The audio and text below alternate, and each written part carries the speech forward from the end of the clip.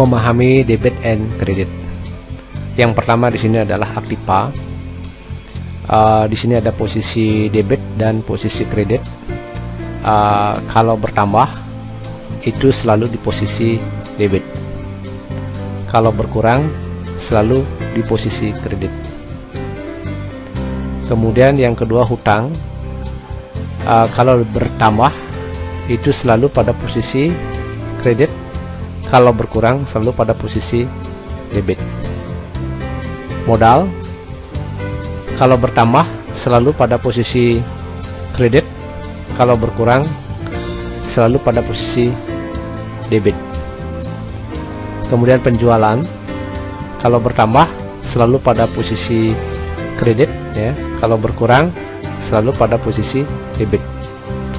Kemudian harga pokok penjualan, kalau bertambah selalu pada posisi debit, kalau berkurang selalu pada posisi kredit. Biaya, kalau bertambah selalu pada posisi debit dan berkurang selalu pada posisi kredit. Keenam komponen ini adalah merupakan kunci untuk memahami debit and credit.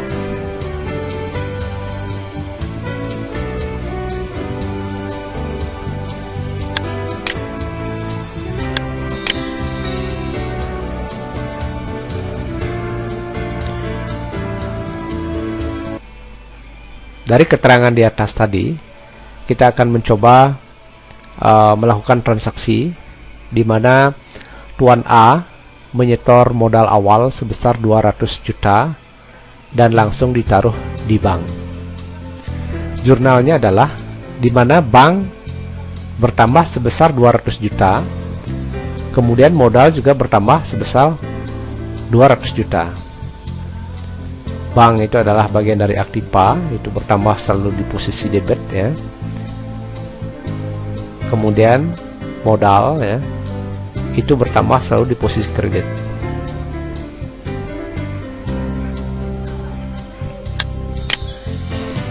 Kita perhatikan di sini, bank bertambah posisi debit, ya, dan modal bertambah posisi kredit. Total aktiva 200 juta, total pasiva 200 juta dari transaksi store modal awal tersebut di atas. Kemudian transaksi yang kedua, membeli inventaris kantor, misalnya komputer untuk operasional perusahaan senilai 5 juta, yaitu dana diambil dari bank. Di mana inventaris kantor di sini bertambah 5 juta, bank berkurang 5 juta. Ini semuanya aktiva, ya. Kalau bertambah itu inventaris kantornya posisinya di sebelah debit, kalau berkurang di sebelah kredit. Kita lihat posisi laporan keuangan, yaitu di mana yang bank tadinya adalah 200 juta, kemudian berkurang banknya menjadi aktiva, tetap, ya. Nah, itu dengan pembelian komputer tadi, ini inventaris kantor akan bertambah. Total aktiva masih sama, total pasiva masih sama.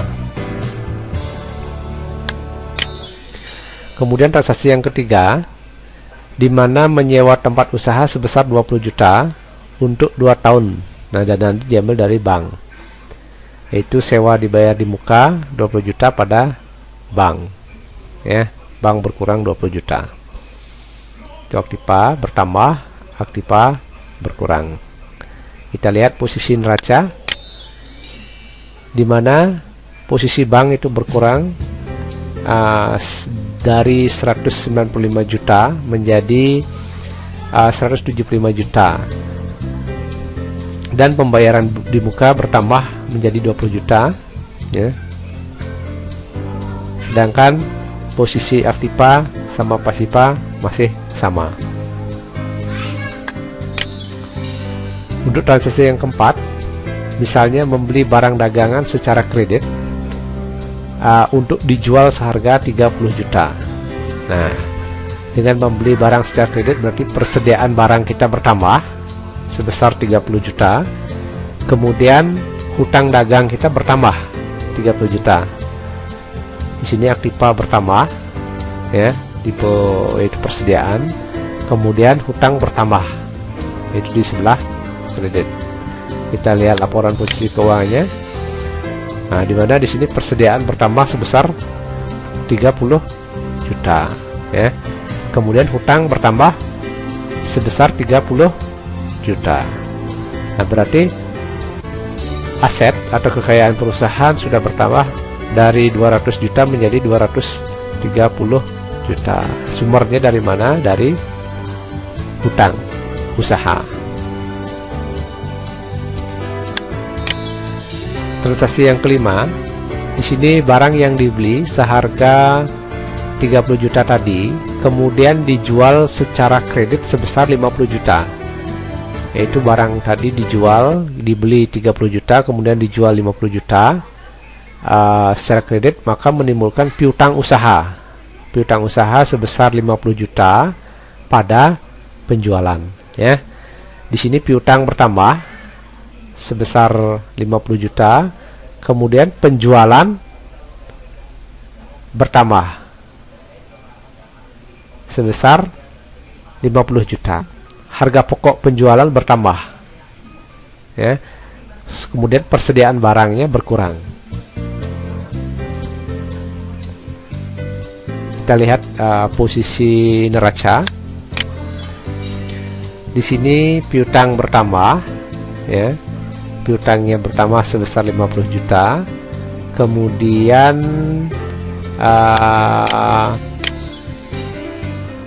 penjualan bertambah 50 juta.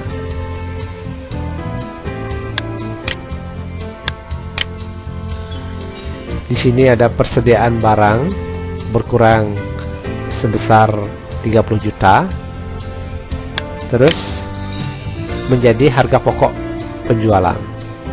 Berarti ada harga barang 50 juta, harga pokok penjualan 30 juta, ada laba sebesar 20 juta. Laba tadi larinya ke laba rugi tahun berjalan.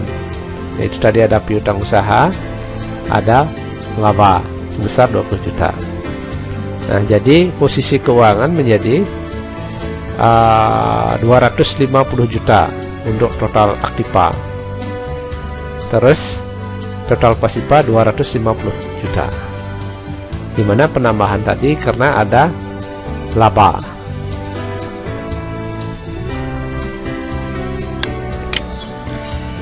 Nah, untuk transaksi yang keenam, di sini biaya gaji untuk bulan ini sebesar 5 juta misalnya. Nah, jurnalnya biaya gaji bertambah, bank berkurang. Berarti biaya bertambah posisi sebelah debit. Posisi sebelah debit, sedangkan bank berkurang posisi sebelah kredit. Ini ada biaya gaji sebesar 5 juta ya. Berarti pengurangan dari laba tadi, sehingga labanya sebelum pajak menjadi 15 juta. Laba ini akan lari ke laba ditahan.